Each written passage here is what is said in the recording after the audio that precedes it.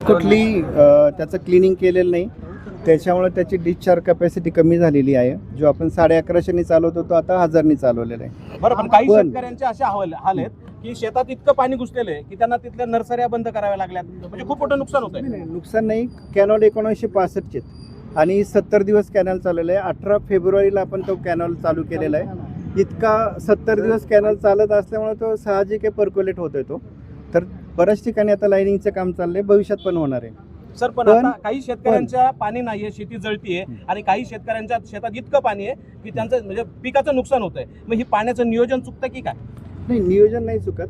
आपण पुढच्या वर्षी याच्यापेक्षा चांगलं नियोजन करणार आहे. हे आवर्तन संपल्यानंतर आपण पूर्ण खडकवासल्यापासून तर 40 किलोमीटरपर्यंत पूर्ण कॅनॉलचं क्लिनिंग करणार आहे. त्याच्यात जो गाळ साठलाय 2-3 वर्ष ज्याची साफसफाई नाही केली ते पूर्ण खोलीकरण करून करणार आहे. यावर्षी जरी थोडी अडचण आली तर पुढच्या वर्षी बिलकुल अडचण येणार नाही आपल्या रोटेशनला. कारण गेले 3 वर्ष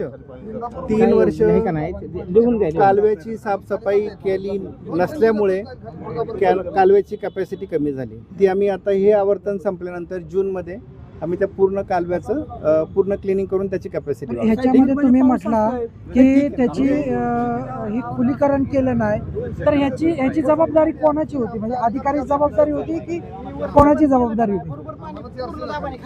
आणि पूर्वी काय झालं मला माहित नाही, मी आताच 4च महिने झाले आले. पण पुढच्या वर्षी सर आश्वासन पुढच्या वर्षी कुठलीच म्हणजे खारतोडे साहेबांना आंदोलन करायची वेळ येणार. धन्यवाद.